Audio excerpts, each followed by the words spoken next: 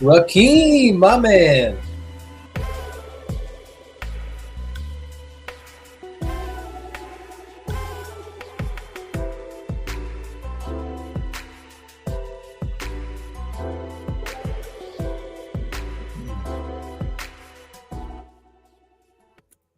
What is going on, everybody? I am Rob Westerman, the third of GBP Daily, and thank you for tuning in to you guessed it, Rob Westerman Show.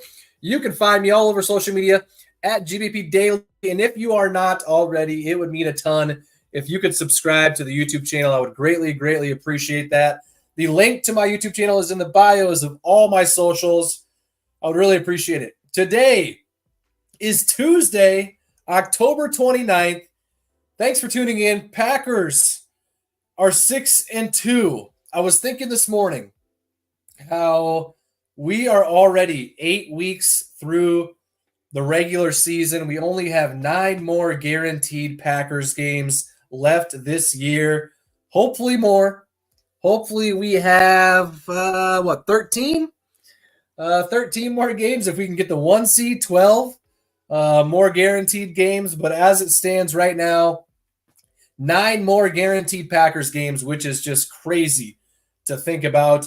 A lot has happened over the first 8 weeks. Injuries have hit us, not necessarily in bunches, but to key guys, as we all know, Jordan Love, Devontae Wyatt, Luke Musgrave, Quay Walker, Jair Alexander missing the Vikings game. And this past weekend, we had some guys go down with injuries. Jordan, of course, Evan Williams with a hamstring, and Jair on the last defensive play of the game for us. Thankfully, we got some good news for each of them yesterday. So good to see that. You love to see it. Jordan is said to be day-to-day and has a shot to play this weekend against the Lions. Evan Williams, his hamstring injury is not a concern moving forward towards this weekend, and Jair Alexander's test came back with nothing severe as well on his knee yesterday. We dodged some bullets there for sure, but they are still all banged up, and hopefully they can get as healthy as possible before Sunday's matchup against the Lions at Lambeau Field. Rakeem's in the chat. Glad to hear the Packers MRI scans came back good. Do you think we should start Love against Detroit or let him rest and give Willis a shot? That lines up with another question I'll get to here in just a second. And as you guys know, if you guys want to join the show, give me a call. Rakeem, where you at? Give me a call, my man. Numbers on the screen. The Nicolet Law hotline, 319-242-2332. The hotline is open. I'm taking your calls right now. Be a part of the show, and let's talk some Packers. Garrett is also in the chat. I think Love should rest until after the bye week. Rakeem and Garrett, I've been seeing this a lot, of course, over the last couple days about, hey, let's let Jordan rest since we have the bye week following the Lions game this Sunday. And here's kind of where I stand. I think if he's able to play, then I'd love to see him out there.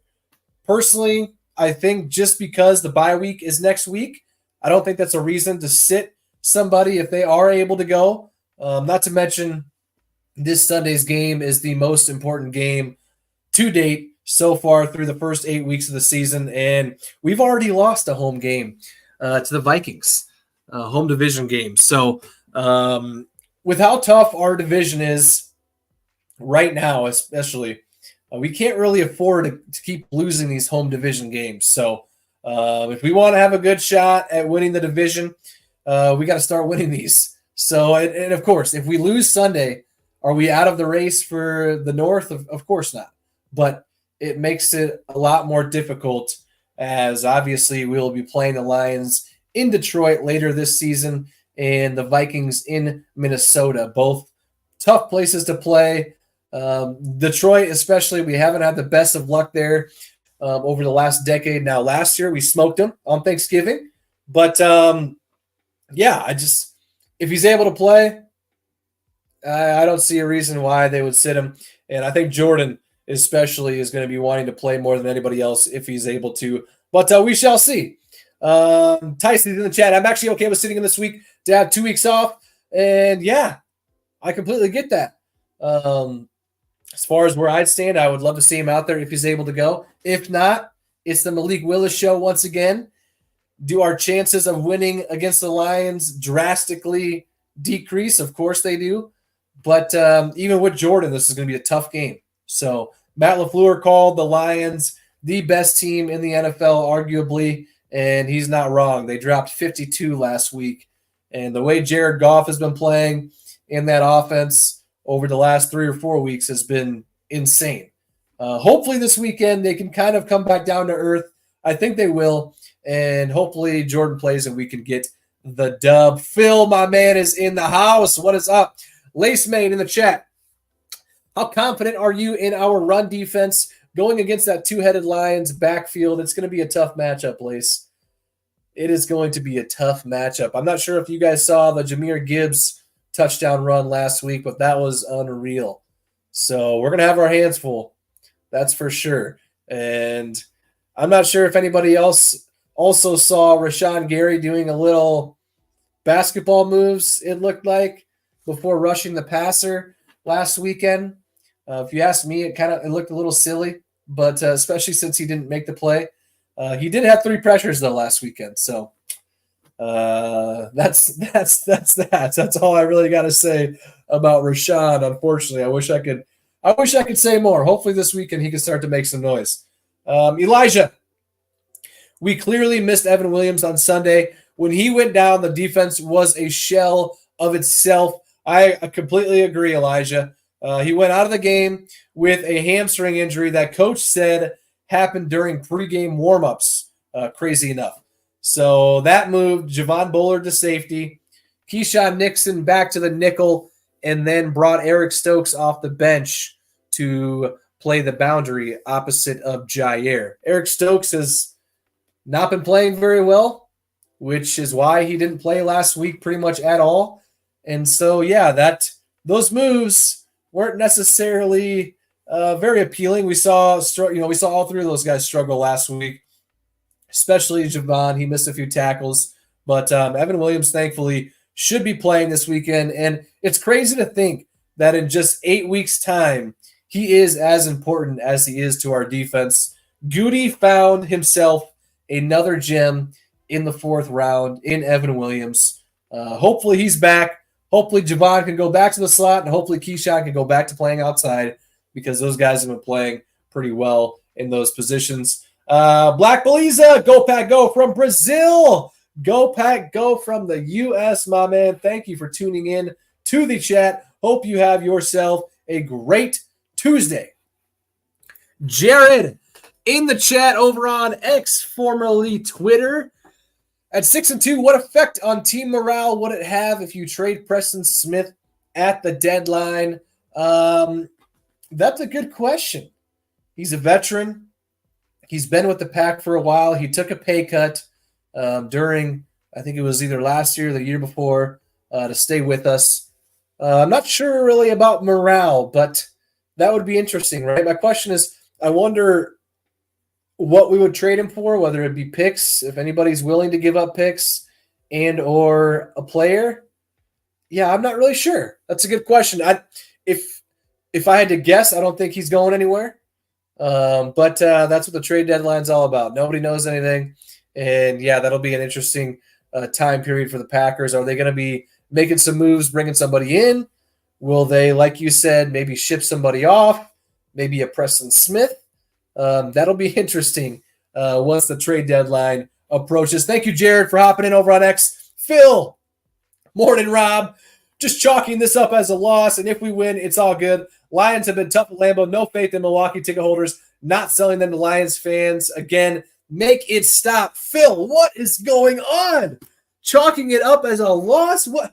Phil, my man. Did someone put some Baileys in your coffee this morning? Are you a little swervy or what's going on? No, I'm kidding. I hear you though. I do not have faith either in the Milwaukee ticket holders not selling their tickets to Lions fans. However, I will say with the UP being super close to Green Bay, I think that kind of has a lot to do with why Lions fans always show up pretty well in Lambeau.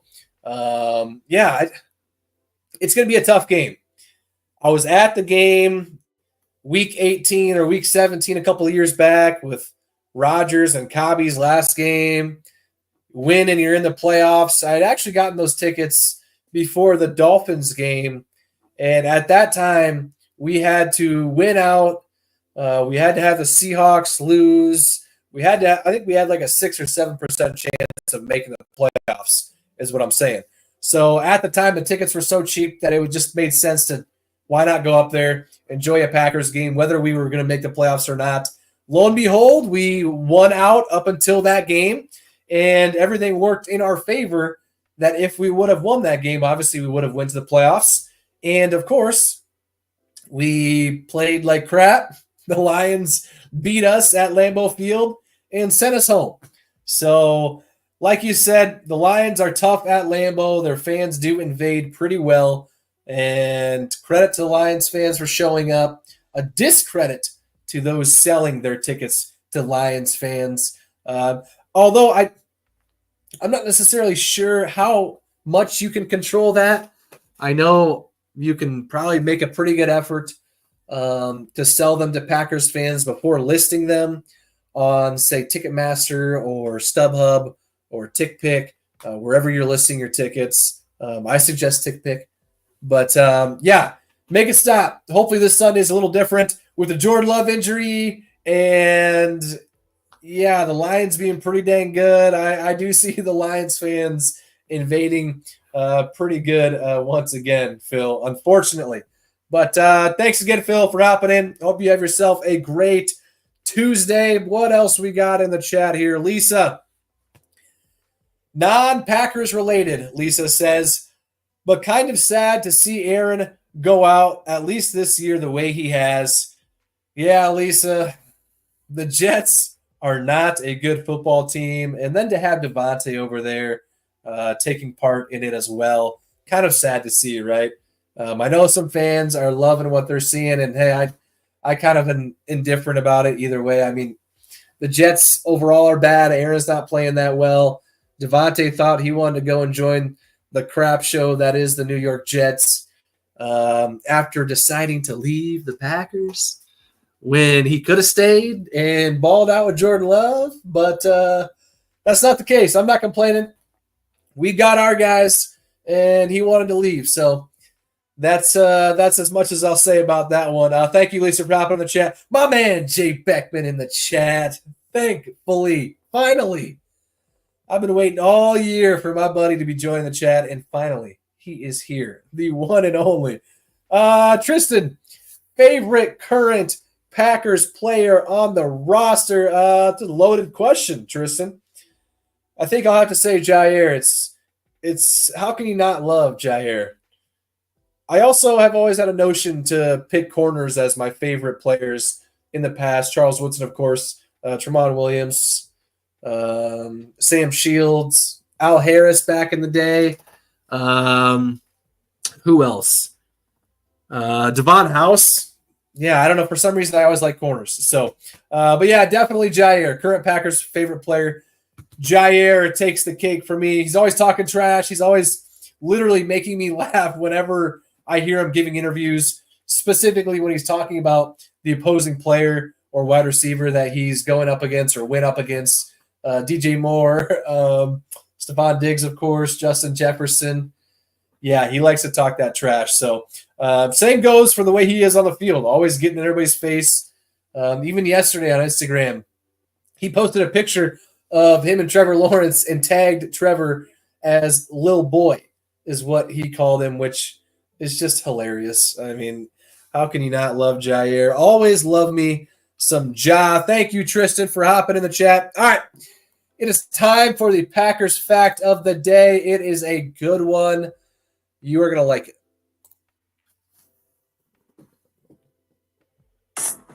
It's time for your Green Bay Packers fact of the day, brought to you by TickPick.